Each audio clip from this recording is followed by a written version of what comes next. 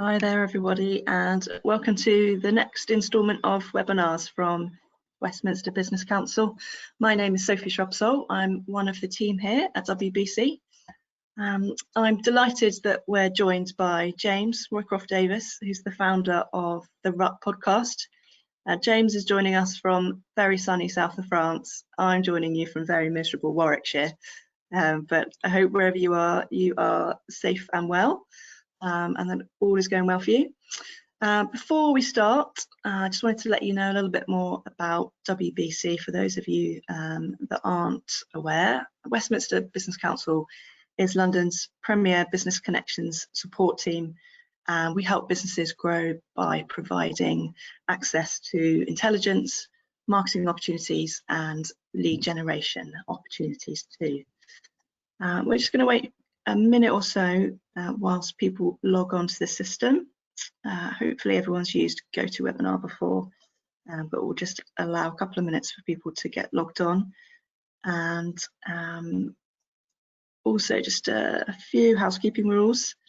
Everyone's on mute, so if you've got background noise going on, that's absolutely fine. We can't hear you, but we would really love to encourage some questions.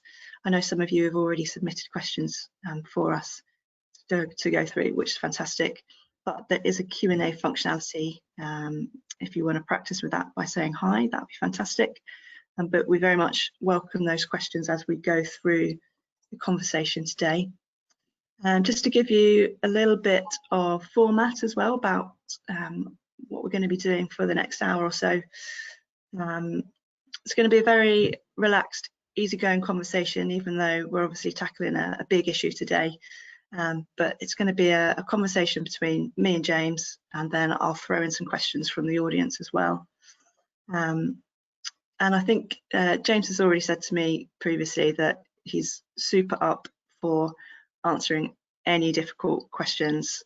He's really open, and we're going to be, as I say, talking about some big issues today, but feel free to use this as an opportunity to ask those questions. And it's also important for us to say at the very beginning as well that this is a conversation. We're sharing experiences. James and I are not qualified medical professionals, so we're not going to be giving advice on what to do. We're just going to be sharing our own experiences and talking about our own views. So that's how it's going to go. And then when we get towards the end, we'll also go back into a bit more of a Q&A section, but feel free to send us questions as we go through. So there's a few people online, some business owners, some people from charities, some professionals, some students, which is good to hear. This session's being recorded and it will go up onto our website shortly so that everyone can use this as a resource. But I think now we are a couple of minutes past 3. It would be good to kick off, James. So I think it's worth telling our listeners. I think I'll start off by saying how we know each other. So James graduated from uni and came to work with Westminster Business Council, which is how we obviously got to know each other. I think you were with us for about 18 months or so, and we've stayed friends ever since, which is fantastic. We last saw each other, I mean, it feels like a million years ago, but then lockdown has made everything seem like a million years. But we last saw each other in December. So we were doing that thing that everyone does where you try and catch up with everyone before Christmas. So we went out for a meal. And you seemed sort of really upbeat. You're telling me about your awesome girlfriend and about your business plans. So I certainly didn't realise that you were going through some difficult times. But I wonder if you could start off by sort of taking us back to last summer and just telling us a bit about what was going on in your world, what you're up to, and how things sort of all kicked off, really. Yeah, so last summer was a really interesting one because we decided with the business that we were going to fundraise, and I initially started out looking to raise £1 million. And as a young ambitious entrepreneur, I was like, right, I'm gonna absolutely tack this and put my heart and soul into it, which I did. I think in doing that, as people on this webinar know who are business owners or in the world of starting companies, etc., you really do have to commit your entire almost existence to making it successful. That's what I did. I wanted to build a company which was going to be successful and hopefully raise the money that we wanted to raise. Come September, things started to there was a lot of pressure. I set a fundraising target of £1 million, but actually we then readjusted that fundraising target down to about 300k, and then come November, it all started to go a little bit wrong. We were speaking to a lot of investors, and we were getting a lot of pushbacks. We got to a really comfortable stage with what I thought was comfortable with 5 investors, and then actually on my girlfriend's birthday, they all pulled out at once. That was the business side of things. Now, in my personal life, I'm a big, very keen player of rugby. I love the game, and it's one of my biggest passions. And I dislocated my knee in September. Second game back in the season, having dislocated my shoulder in March. So I hadn't actually played any sort of rugby all year. And then that was taken away from me, and that had a huge impact actually on beginning of this mental health struggle, because I was kind of sat there thinking, okay, everything's made it a little bit harder now. I have to sit on the sofa and work through this funding round and product plans and bringing this team together that I'd built on very little money, and do that whilst I'm on crutches and in immense pain with my knee, and thinking, number one, am I ever going to play rugby again? And number two, if I do, how long is it going to be? And so this struggle then started, which was really tearing me apart inside. And then in November, the start of November, I also found out I needed to stop drinking for 6 months because I had something wrong, or they thought I had something wrong with my liver. Now, drinking was a big part of my life, and my social circles revolve around it. So there was this kind of trend here, which was I'm now beginning to isolate myself away from almost civilization. I am stuck on a sofa with my knee. I'm having to go in and get consistent no's from investors, and I'm not really going out with my friends or having that kind of downtime that I was used to. And so the way I kind of describe it is every single time that I was coming up for air, I was being pushed back down again. It was like I was drowning. The more severe mental health issues started in late November when the funding round was kind of taken away, and I had a real long hard look at what was actually going on in the business, whether I was gonna put me and business partners through another attempt at funding. We're running out of cash, and so yeah, that moment where the investors pulled out really hit me hard. I literally was in bed for a week. I had no more energy, and I attached everything I had to that moment. I was literally spending 6 months visualizing the moment that I could come home to my parents and to my girlfriend and to my friends and be like, right, I've raised the cash and now we're going to go. And it didn't happen.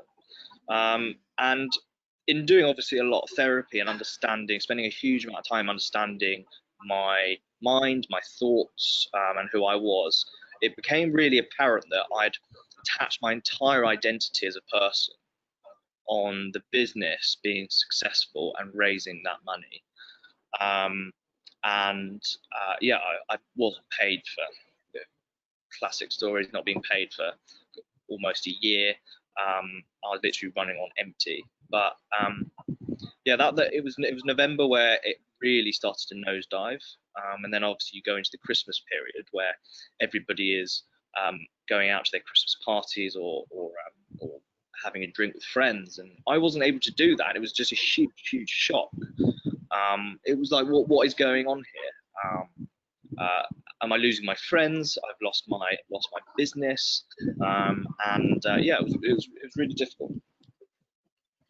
Right. And do you remember there being periods where you thought to yourself, okay, I felt sad before, I felt down before, but now I feel like it's morphing into something else? Could you sort of track where you were going? The honest answer is probably no. I think, again, from going through a lot of therapy recently and really looking back at my journey as a person, I've kind of always had some form of mental health issues, whether it's low-level anxiety or feeling prolonged periods where I wasn't sure where I was going. I didn't have really a purpose or a meaning, etc. And so I couldn't really track it, is the honest answer. But when you're in that place where you're waking up every single morning and we've not got to the part where, yeah, I was waking up every morning not wanting to be here, but when you're waking up every morning thinking, God, this is tough, that's when you begin to think, I'm really in a difficult place here. And so that's where I got to quite quickly. For me, it was a series of things, very small. Well, some of them are larger than others, but it was a series of things that battered me basically, mentally, and I gave in and caved. But there's a series of things that I didn't do, which I've learned to do now, which could have negated that. But yeah. Yeah, and we'll definitely get onto that. So yeah. It's Christmas time, New Year's Eve time. Are you still harboring all of these thoughts to yourself? Have you spoken to anyone about how you feel yet? Nobody. I think having spoken to Abby, my girlfriend, and my parents now, and a couple of very close friends, there was warning signs there that something wasn't quite right. But no, I hadn't spoken to anybody. That's my one big regret, but I've learned my lessons now. And I literally bottled it up.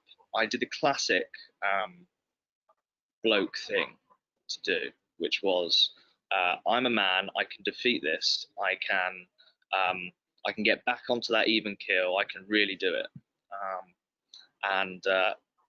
Yeah, anybody listening, do not do that. You need to talk about it. Yeah, 100%. So now it's New Year 2020. 2020, yeah. What are the next steps? What happens in January, when I think you say that it was possibly your darkest month? What's sort of the build up like, and when do you get to the point where you finally sit down and talk with Abby or talk with friends and family? So what I haven't actually said as well is I started another company in October with a friend who was an engineer that I knew at an old startup, and we spent a few months building the product, and when it became apparent that one company wasn't going the way I wanted it to, and then there was this dynamic within the company which wasn't quite right, with the co-founders, I moved my attention onto this other company, and we built the product. And I thought January would be this transition period for going from one company to another. That company then stopped because we ran out of funding. This classic funding dilemma that I clearly had. And so in January, I started to go out and think, okay, well, I need to get a job. And that was a problem for me because number one, I don't really think I'm a very good employee. I have big ideas, and if I'm not kind of given the room to go and create something, then I have a bit of a problem. And I didn't really want to go back into an industry. I wanted to go and build my own thing. I wanted to go and start my own company, but I was under this financial pressure that I put on myself, which was a problem. So I started going to job interviews. They were actually really interesting because I kept getting rejections. A number of reasons. The two most common themes running through those rejections were I will have left within 6 months because clearly my head is somewhere else. And number two, there was one final job interview, which was literally the final nail in the coffin, which I'd been putting on this mask whereby I could sell myself and having loads of persona and character and confidence, and it was abundantly clear that I had absolutely no confidence whatsoever in my ability because of what happened. And they said to me that I wasn't employable because I was too confident, borderline arrogant. Now, anybody knows me that I'm a confident human being normally, but I don't think I'm borderline arrogant. And that really threw me because I was like, well, how are these people seeing this? Because isn't it so ironic that my confidence was on the floor? And yet this company has just literally blown who I thought I was out the water. And so it was at that moment where I had enough. For about 2 or 3 weeks, I've been waking up in January thinking I didn't want to be here.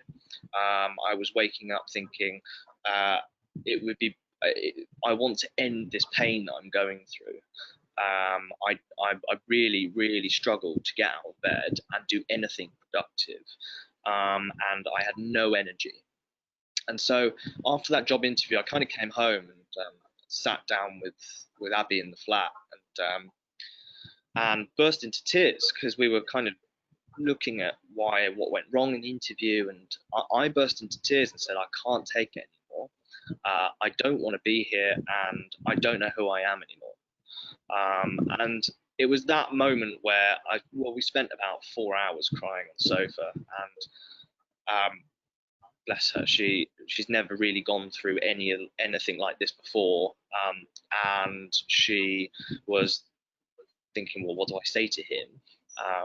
The most natural thing to say to somebody in that situation is it's going to be okay, but obviously in my head I'm like, this isn't going to be okay.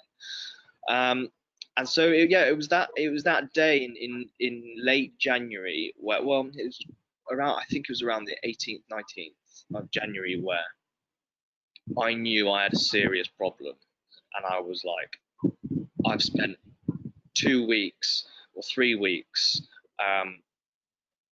thinking about suicide, thinking about the fact that I don't want to be here anymore, and I need help. And so I sat with Abby, and we decided that we were going to try and seek help from somewhere. Unfortunately, things got worse in February, where it was getting so bad every single day that I just couldn't function. Depression is it kills you in several different ways, because on one hand you really struggle to face the day, and on the other hand you're really, really aware that you are becoming a bit of a burden to your friends, your family, your loved ones. And so it's kind of a double-edged sword, really. You've you think that yeah, I don't want to be here anymore, and I'm finding every single day this hellish struggle. On the other hand, God, what are my family, what are my friends, loved ones thinking? And it's this really deep cycle. And so that happened throughout February as well. I'd started seeing a therapist in February, and we've been working through a few things, but it wasn't really working with her, which was difficult. And whoever's, if people know about therapy, it really, for it to work, in my opinion, you really need to find the right person to work with. And yeah, I was going through this cycle of meeting therapists, having 1 or 2 sessions, and not really getting there with them. And then there was 2 incidences where and if you listen to the podcast with Abby's episode, we talk about the partner's perspective.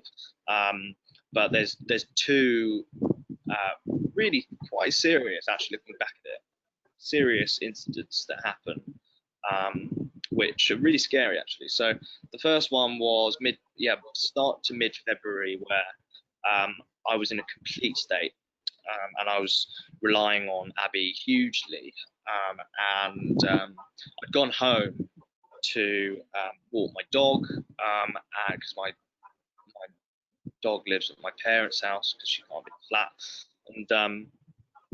and then come back on the tube and got to Edgware Road Station and kind of looked at things thinking, this is my time.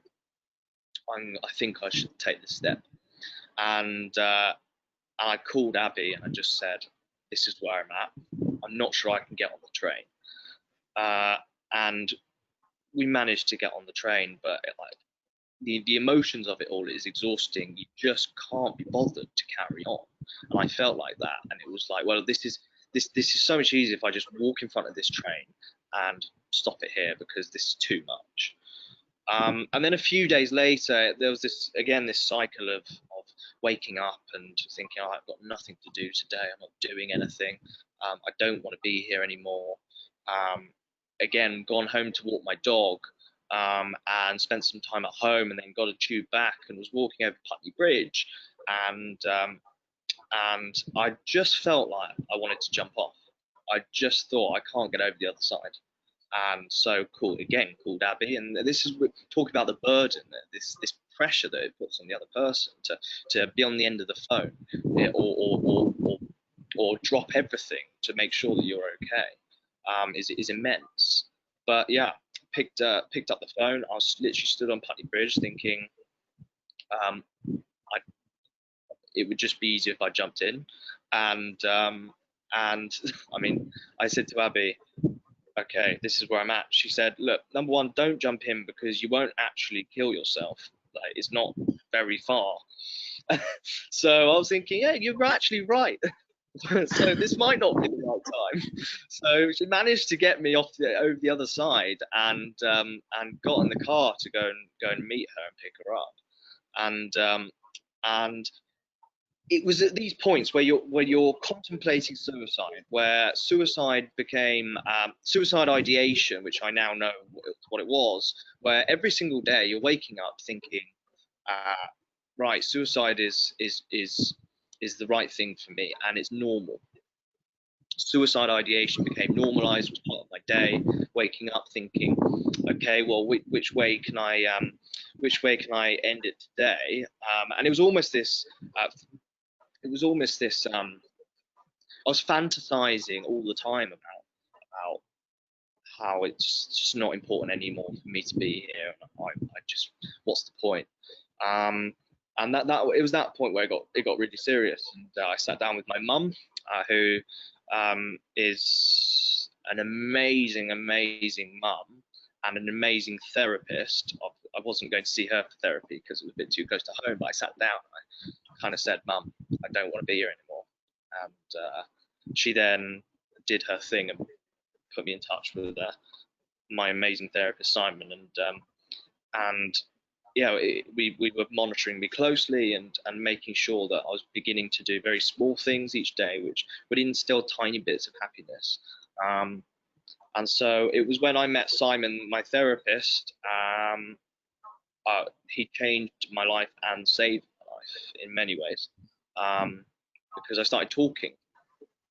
It was that moment back in January, and I talk about this on the podcast all the time.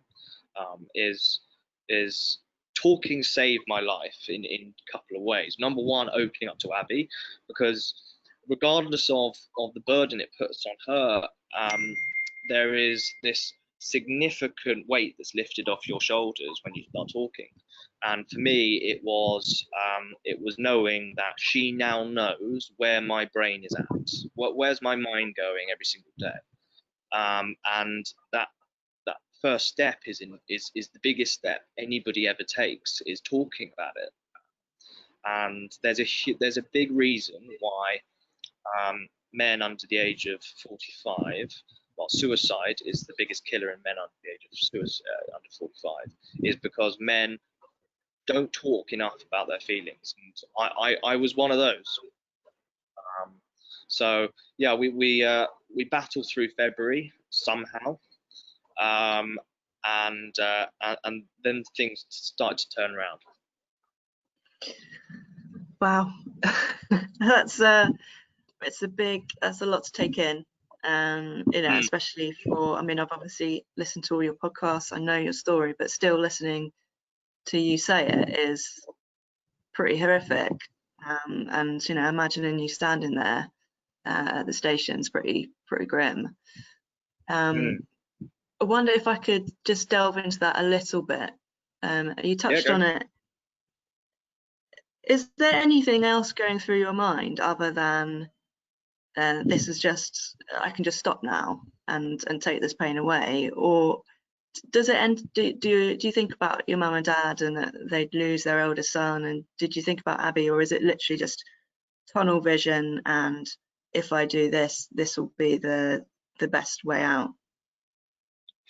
For me, it was there was kind of stages in both of those incidents, which was one, yes, there is you come down the stairs of the platform, and it just hits you like a train. You're like, oh my god, this is it. It's complete tunnel vision. And then it's not until I pick up the phone and talk to Abby that then you're thinking, okay, well, I can hear a voice, and things get a lot better. But really, in my mind, it was, I can't do this anymore. There'd been this voice, I talk about it on the podcast as well, this voice in my head, which had been getting louder and louder since September in 2019.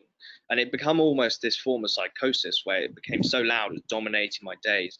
And it was telling me, number one, I wasn't good enough. Number two, I shouldn't be here anymore. And this voice was just destroying my days in my head. And in that moment, you're just thinking of this voice is so overpowering, you're just believing it. This kind of psychosis voice where you almost, it's like a devil on your shoulder telling you what to do, and it really leads you down to a horrific garden path. So yeah, to answer your question, there was stages of it, which was number one, yes, tunnel vision, and number two, it is then okay, thinking about Abby and loved ones, and being like, okay, no, I just muster up the strength once more to do this, and get on that train and just get there. So yeah. Great, thank you. One of the questions that has come in quite repeatedly is how easy did you find getting support? What was your route to getting support? What did that look like, and how easy was it to get there? So I think there's two or three levels of support. Two really. One is your immediate support with your friends and family, and then there's obviously professional support. The immediate support from friends and family and loved ones came virtually instantly when I started talking about it, and this is why I literally cannot stress to anybody enough: talk about how you're feeling. however embarrassed and ashamed, because I went through all those emotions when I sat down with Abby, saying, I'm so ashamed to basically be a man right now because I can't do this myself. And so I'm telling you that I need help, or I'm telling you that I think I'm quite severely depressed. Now, that's one level of support, and obviously for people watching or listening, that's the easiest form of support to get. The other side of it is therapy or professional help, and actually that's slightly more difficult because and this is one of the things that I have a real issue with, having explored it a bit more. I was fortunate enough to have the financial support, backing, however you want to call it, to go privately and get it sorted out. I was also incredibly lucky to have a mum who knows this world inside out, knows the world of therapy, knew exactly what was going on, so could identify the right person for me. Others don't have that though, and this is where there's a real issue here, particularly with the NHS. The NHS is a fantastic organisation, but there's a problem with mental health where some people are waiting 4, 12, 18 weeks to see a consultant, and you just can't wait that long.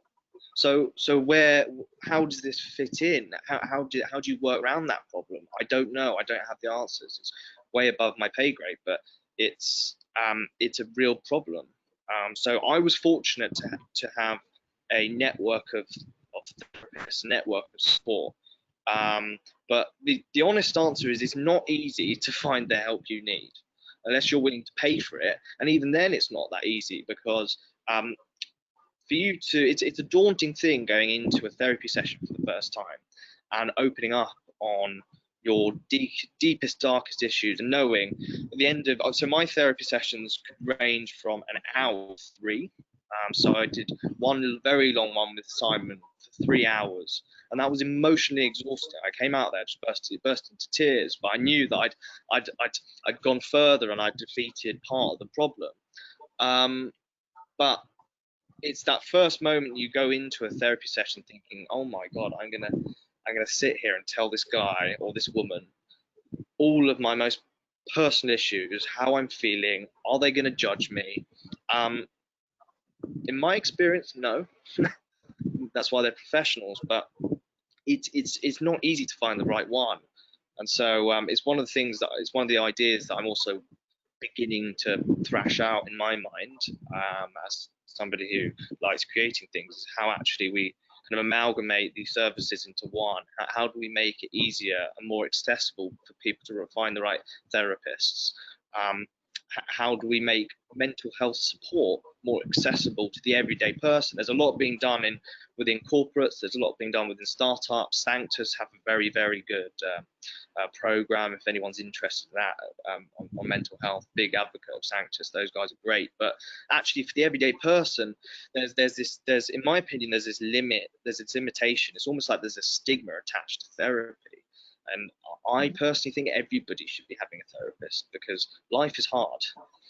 Life is never easy, and if you don't talk about it, if you don't work through your problems with somebody, then they compound and they get worse. So yeah, it's not that easy to find the help you need. It's very easy to find the support you need from friends and family, and that comes instantly. But you just got to take that first step, and it's hard enough taking that first step. Yeah, absolutely, and I completely agree with what you just said as well. When I was much younger, I had some severe anxiety issues, and I went to a therapist and we did CBT, and that didn't really work for me. And I agree, because you said, you've almost got to get on with your therapist. They've kind of got to be an extension of your friend, so because you trust them. And I think when I first spoke to someone, this guy just said, well, what have you got to be worried about? And that's just that wasn't the question that I wanted to hear. And then I moved on to hypnotherapy, and that worked for me. So that was good. But I want to sort of rewind a little bit to sort of your life in terms of your state of mind and how you got into this. And on on one of your podcasts with Abby, which is fascinating, she said that when you had your first date, you asked her what she wanted out of life, and she said she wanted to be happy, and you laughed at her. And she said, what do you want? And you said, I want to be successful. Do you think that this drive to be successful and achieve something, particularly for, kids and students that are told, you need to do well at your exams, you've got to get into a good school, you need to go to uni. Do you think this constant pressure to succeed is creating sort of a next generation of people that really struggle if they've not become a multimillionaire at the age of 21? Absolutely. By the way, I was one of those people. I could always come back to this actually. When I was 16, I said to my mum, I want to be a millionaire by the time I was 30. So when you're thinking and when you're beginning to, I suppose, ideate that way, whereby your life is, my life was focused around money, and my life was focused around being financially successful, and then transitioning into being entrepreneurially successful. But it is, I think it's a huge problem, because I wasn't taught that there is no time frame. I had set this arbitrary kind of target, which was being a millionaire by the time I was 30. And in all honesty, I probably would have given up everything. I did give up everything to try and achieve it, or in my mind, up everything. And success for me, it's having explored it extensively now with my therapist and myself. It's a very hollow and quite shallow. What does it mean to be successful? Well, you could say, okay, well, I want to be a CEO of a company which has got £8 million turnover, and yes, that would be successful. Or for me, I could walk out the door and I could walk down to the beach and I could be of very clear mind today, and that for me now is successful. So when you're in this world of success where you're looking around, and for me it was looking at entrepreneurs raising loads of money, doing amazingly well with their careers and their companies, and you see Forbes 30 under 30 and people getting all these incredible accolades. I wanted to be like one of those, because I didn't love myself enough. For me, I wasn't good enough. And actually, I think we've got the age of social media, the young people growing up now, there is a enormous pressure to succeed with the exams, to succeed at university, to go on and get into a great job.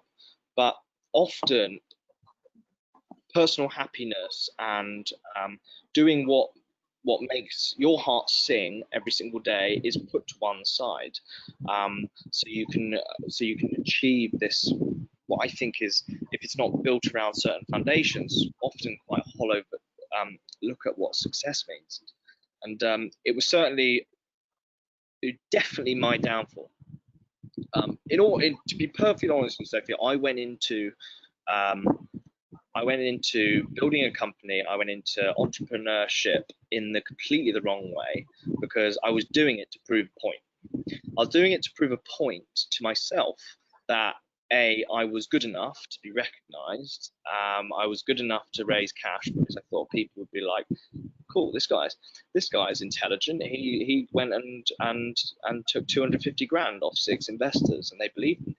And that was honestly the reason why I was doing it. I was doing it because I didn't like who I was, and I was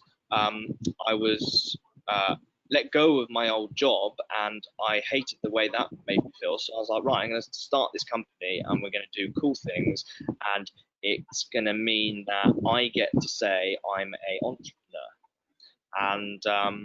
and that was completely the wrong way to do it. And I suffered, yeah.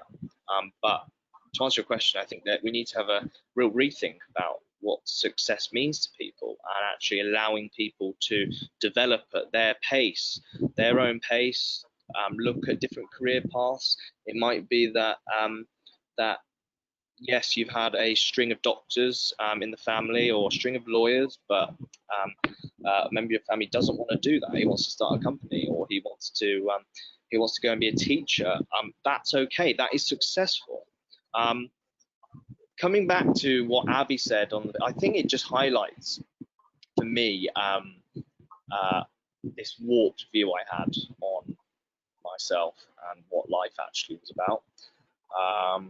And yeah, saying to Abby, okay, well, laughing at her because she said she wants to be happy, and that's her life's goal, and me saying, okay, well, I want to be successful. Don't you think that's more important? I mean, it just highlights the type of person I was in this world. I was just surrounded and consumed by this tiny little world I was in, and yeah, it was my downfall. So I tell people to, or the advice I give to people is really take time to think about what you want to do, and really what you want to do, not what you think you should be doing, because society and society dictates that, or you think that's what people think you should be doing. Actually, really, what you do, it's harder than you think to do, because you're kind of having to break down your sense of self to repackage it into a possibly better sense of self, which is going to bring you more fulfillment and happiness in your life moving forward. And for me now, my sole focus is purpose and fulfillment and meaning equals happiness day to day. And it could be waking up every single day and being like, do I have purpose today, and do I have intent? If I can tick those boxes, then yeah, I'm going to be happy, and my day's going to be good. But I've had to completely rethink who the hell I was, and that was really difficult. Yeah, I think a lot of people listening to this will completely understand where you're coming from, and that process. And we've had a couple of questions in. Claire would like to know, how did you decide who the best therapist was for you, and what the best sort of treatment was for you? Because I know you said that you sort of had a session before and you didn't get it. So how did you work out what felt good for you? It's just instinct, really. It really is who you click with, and I think part of the problem with therapy is that sometimes it won't work for people, and then you give up. You're just like, well, therapy won't work for me at all. It's just not going to do it for me. But you have to give it the time to you have to click with somebody, and that was how I worked through those kind of therapy issues. Are you still there, Sophie, or frozen? Hello. Oh, yeah, sorry about that. I think we had a little. Yeah. Sorry. You're good. No worries. Where did you get to? You said you need to click with someone. Yeah, you've really got to click with somebody. I was fortunate enough to click with somebody relatively quickly, although I saw 2 or 3 therapists. I knew the importance that therapy was having, was giving me. I think there is an issue, a small issue around that people often have, which is they go to therapy once and it might not work for them, so they give up thinking therapy is never going to work for them again. That is wrong, in my opinion. You just got to keep going with it. You've got to find the right person. For me, it was clicking just intuitively, and you kind of know when you know, and you'll begin to see this difference. I saw a cognitive hypnotherapist. For other people, it will be counselling that works. Talking therapy, CBT. I saw a cognitive hypnotherapist because I believe in hypnotherapy and the power that the unconscious mind has. but it requires research, and it also requires you to stick at it. That's the one thing I would say. I think we're frozen.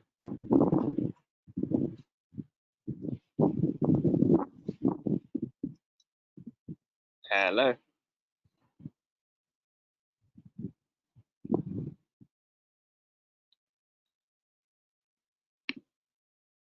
The technical issues. Hey, we're back. Oh, we're back. We're back. Sorry. Well, I'll tell you what, James. We'll speed up just a little bit. Yeah. As I want to get all the next parts of the podcast, just in case we have any more issues. So I want to talk a little bit about your podcast now, and what you're doing with the Rut. So can you tell us a little bit about why you started it and what you wanted to achieve with it? Yeah, so I started it because I saw a big issue with men, which was men don't talk. And I was speaking to a few people that I know in the rugby world who were like, okay, well, I've battled depression as well recently, and I didn't talk. So I kind of, me being me, I rolled out of bed one day, and poor Abby, she gets a lot of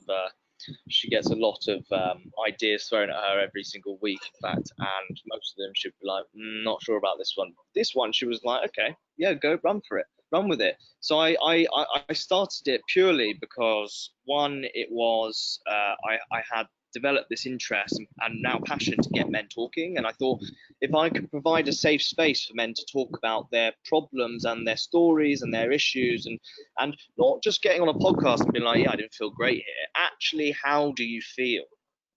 Because that's what breaks down, in my opinion, the stigmas in talking, and there's a lot of noise at the moment with people saying, okay, yes, it's great to talk and this, but actually, how do you explore getting men to talk? What do you have to do? And for me, it was kind of like, okay, well, I've got to show men that it's okay to talk about all these different problems that men have across loads of different subsections. And so then, yeah, I started just recording with people in my network, people who I admired, and talking to professional sportsmen, chefs, entrepreneurs, business people, and getting their opinions and their stories on their mental health battles, and getting out there. Yeah, and I listen every Friday on the way to the supermarket shop, which is good fun. Have you seen some common themes with the guys that you speak to? Is there something that comes up really regularly and you think this has got to be tackled, or is there anything that's sort of been an eye opener for you? I think there's two things. Number one, this like kind of entrenched feeling of not being good enough, which haunts a variety of different people's lives and a variety of different people's ways, in a variety of different ways. And it then kind of manifests itself into a lot of different issues. So that's one thing that I've noticed, a common theme running throughout, which is, okay, I'm not good enough. And then second is similar to my story. It is often small compounding issues which grow into and snowball into one great big massive oh my word, I'm in dire straits here, which builds up. And so and that's been super fascinating to actually understand from my perspective, because I kind of know I'm not alone, and a lot of blokes who have reached out to me, actually, having listened to it, and also women, to be fair, have said that this resonates so much with me.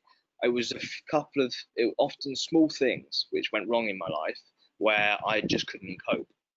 Whether that kind of highlights maybe human beings really have this underlying like mental fragility, which at different points can just be triggered, and everything can just fall apart. Like, yeah, probably. But like, it's okay. Like, life's difficult. It's okay not to be okay. That's a big buzzword in the mental health space. But it really is okay not to be okay. it was one of the things I really battled with, and I know a lot of people who come on the podcast that battle with this sense that we've got to be on top form all the time. It's complete BS. It's complete bullshit, really. It's really okay to have days where you're like, hey, I don't want to see anybody. I want to sit at home eating biscuits. Cool. Or I'm going to really attack today. It's when it becomes longer than about 2 or 3 weeks, that's when it becomes a problem. So yeah, to answer your question, I keep rambling. Sorry, I'm in podcast mode at the moment, but it's yeah, those two things. The feeling of not being good enough, and compounding issues, however small. But often they're small to other people, but they're huge to, like, for me. I know like a lot of people have been like, not that bad. You've got a lot of things going for you, and when you're in that moment, it does not matter whether you've got 10 million quid in the bank. It really is personal to you. Yeah, absolutely. And we've seen that with celebrities that commit suicide, who on the face of it have the perfect lifestyle, or so we imagine perfect to be. I want to throw open to the floor in a couple of minutes, so if anyone out there has some questions they want to send in, please do, and I'll read those out for you. But just a quick one from me. Have you got sort of a daily routine of things that you like to do that work for you, that make you feel good? So whether that's sort of nutritional or fitness, or can you give us a little insight into some good stuff that helps you? Yeah. Number one, I get up quite early, much to the dismay of Abby. But I get up, and first thing, generally, I quite like to have a coffee and go for a walk. So I think one of the amazing things about lockdown and COVID is this kind of transition away from this 9 to 5 going to work culture, and actually you have then got an hour or an hour and a half where before you'd be commuting, and now you're able to go and walk in Richmond Park, or go walk up the River Thames, or go and do something, walk a dog. And for me, that was a revelation when I found out that I could do that, and it would give me this sense of being in nature. That became important. So yeah, I go for a walk, and I keep active. I'm good with my nutrition anyway. I don't eat badly, and I'm in the gym. Exercise is massive for me. If I haven't exercised for a few days, then I basically feel like a fat blob, and I'm like, I've got to get off the sofa now and do something. So exercise. I'm now also hugely into mindfulness. So meditation. What I've learned through this process actually is that there's kind of two. When you're depressed or you're fighting depression, it's this sadness about the past. It's these triggers of the past, and actually when you've got anxiety, which is what I've been battling now. So my stages of mental health has been depression, now anxiety. Anxiety is worrying about the future, but then when you're either fighting depression or anxiety or both, then you kind of forget to be in the here and now, and that's the most important part for me, actually, of and learning how to be present. A lot of people forget how to be present, and they become anxious, or they're fighting depression, and they're never in the middle. And this was one of the things that my therapist taught me, which was how do I now practice being present? And so for me, it's like being on a walk and actually focusing. It's really difficult actually when you start, but focusing to put my one foot in front of the other. You really don't actually focus on that, but it forces you to be in the here and now. If I feel like I'm anxious, I will go meditate. Often I meditate for like 35, 40 minutes. The other day I was struggling out here, and I went for an hour and meditated, because it has conditioned my brain to bring myself back into the present. And then the final thing, which if anybody is suffering from their mental health right now, I would highly recommend they start a gratitude journal. Now, I have a gratitude journal by my bed. It's a really small brown book, and I write 3 things that I'm most grateful for in that day. And it literally, I only 3 because it forces me to rank and really think about what's been good about my day and what I've been grateful for.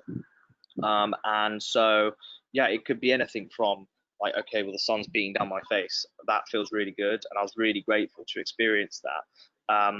To I was grateful to have an amazingly engaged conversation with my friends on this topic, or seeing this person or this win. Now I've also added 3 wins as well of the day, so I keep that going, or try to every single day, because chemically in the brain, if you begin to think what you're grateful about, it releases chemicals, endorphins, etc., which make you feel good about yourself. And when you're fighting depression or anxiety, that's the last thing you do feel is good about yourself. So those routines, I've had to completely change my outlook on what I do day to day to fit in with how I want my mental health to go that day. So yeah, having a walk, exercising, meditation, and having that gratitude journal has been amazing for me. So yeah. Perfect, that's brilliant. And one of the questions that come in as well is you're talking about when you speak with other people, particularly at the early stages of suffering. Yeah. And Abby said in her podcast, what do you say other than it will be okay? Yeah. Are you just looking for someone to just sit and listen and show you some time and attention? Yeah. Or do you need someone to say something specific? Because I'm just imagining there'll be people listening that will think that might know someone that they want to go and speak with. What do you say? What do you say to them? Or what do you want them to say, if anything? So there's kind of 2 parts to this answer. One, what do you say to somebody you think might be struggling? I want to address that because it's important. And then, yeah, what do I want as somebody who is struggling? So let's take the first part. Asking somebody if they're fine is, how are they, will often induce a response from somebody who's suffering, which would, generally speaking, normally be, I'm fine.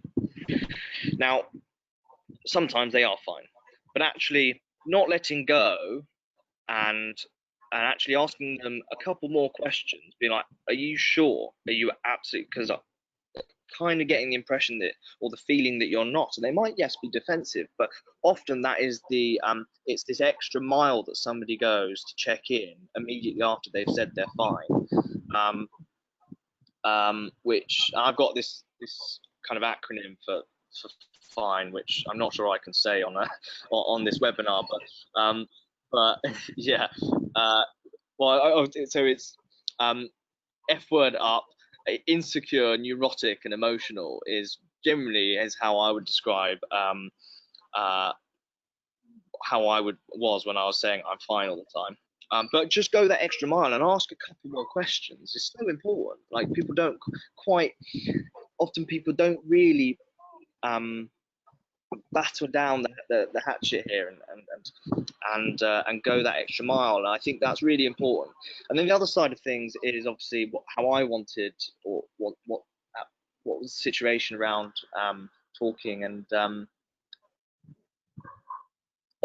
it really is just about having somebody who will listen. I didn't really want solutions because I thought I could find the solutions, and I just wanted somebody to know that I was struggling. And there are so many different solutions that often somebody can't say the solution. They can just be there for them, and they can guide them in the right direction.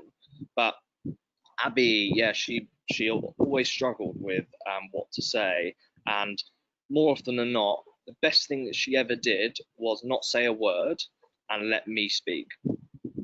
yes, ask me questions to keep the conversation going and just ask me how I felt in certain situations. But what she did very, very well was just not offer me too many solutions, because you're not really in a solution state.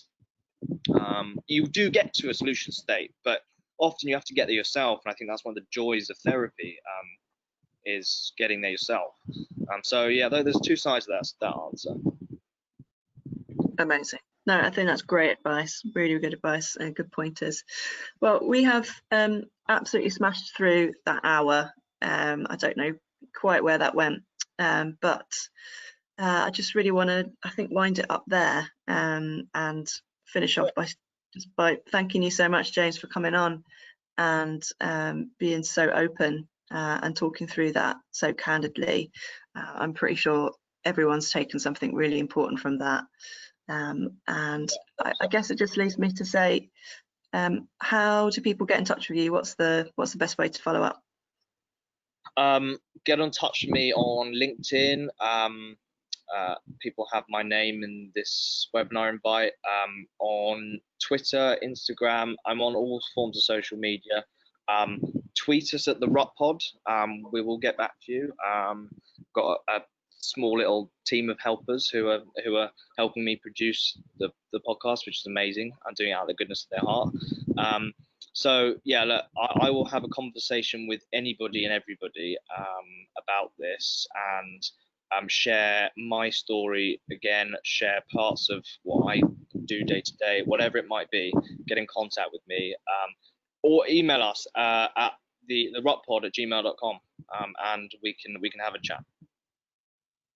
Perfect. Thanks so much, James. Great to speak. And to everyone that's tuned in, thank you for your time, and we'll be in touch again soon. Thanks, everyone. Thank you. You too. Cheers, guys. Take care, everyone. Stay safe, James.